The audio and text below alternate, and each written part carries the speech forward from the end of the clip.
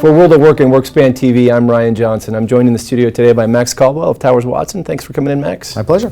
The conversation today is about engagement and employee engagement. Very popular topic today. We publish a lot of articles about it in our magazine, in our journal. It's on the lips of all the practitioners.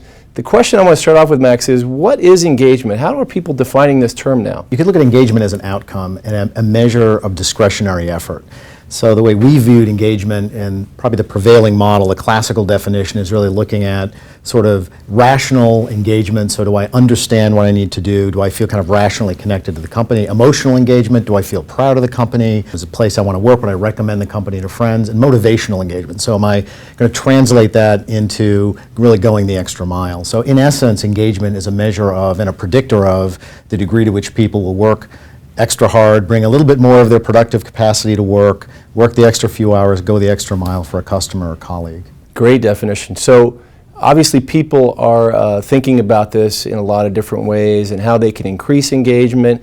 I guess the next question in my mind is, how are some companies measuring engagement today? How are they quantifying this if they are able to? We're seeing a real trend in the way organizations are looking at engagement, and part of that is, some companies are a bit of an engagement plateau. I mean, they've measured engagement for a while. It's a prevailing model. Their executive teams used to it, but they're finding, hey, our engagement score is 86, 87, 88% overall. We have some variation by unit, and so we're getting a lot of questions about what's next. And so we studied high-performing global organizations in our normative database. And in a sense really looked at, okay, what is it that really is differentiating what these global high performers do, particularly those that have sustained high performance. And that's led us some conversations with a number of our clients to really evolve that kind of classic definition of engagement. So that notion of intrinsic attachment and motivation is still very important, and we think that's kind of almost still at the center of the bullseye.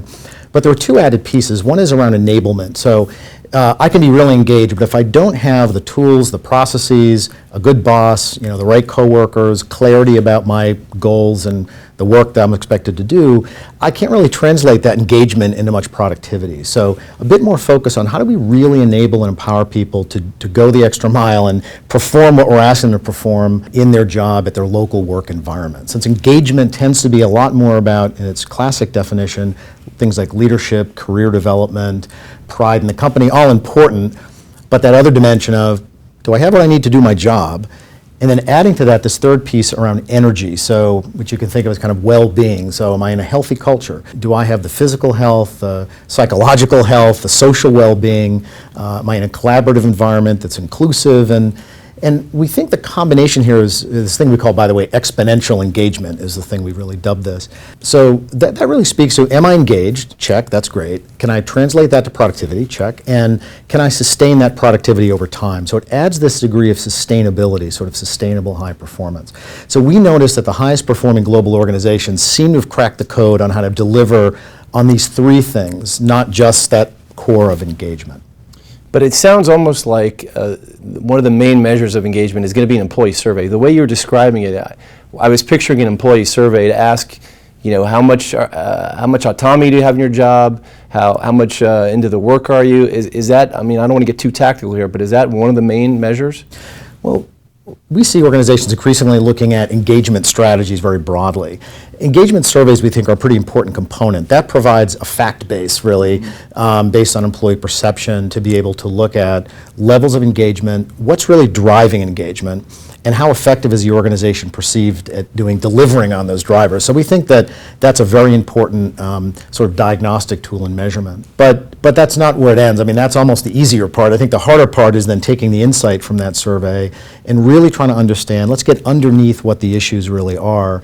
Let's really think about what's most important to drive our strategy, and let's think about how we can implement solutions that, in a practical, applied sense, that are really going to move the needle. So we can increase engagement, we can do better on those things that drive engagement. And it can mean very practical things. Understanding career paths is a great example. That surfaces a lot in these surveys.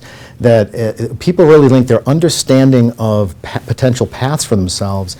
That's really tied very closely to their sense of opportunity. And that sense of opportunity is very much, in many organizations, an engagement driver. So sometimes it's very practical things. If we did a better job defining and communicating career paths, we could actually have a positive impact on engagement. So it's really looking at the measures, but you need to look at practical ways you can really then improve what you're doing. They'll make a difference. Max, I know that our members love case studies and love it if we can name names. I don't know if you have any, as a consultant, I assume that you're in a lot of different organizations virtually on a week out basis. Are there any companies in your mind that come top of mind that are really getting it in terms of engagement or that you're measuring their engagement and you're seeing improvement? I think what I've been most struck by in a number of organizations are those, and I can think of one of our clients based in the Northeast in the media space and technology space that has been really at this for a while. I mean, they've done a great job and incidentally been a client of ours for a while, but they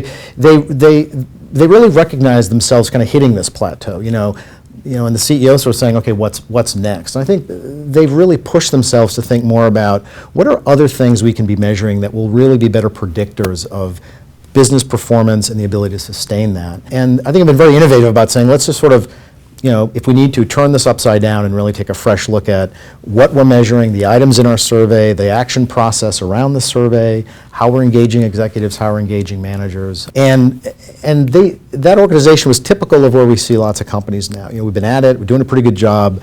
Maybe things feel a little bit dusty, maybe we need to kind of refresh what we're doing, re-engage executive leadership around what we're doing.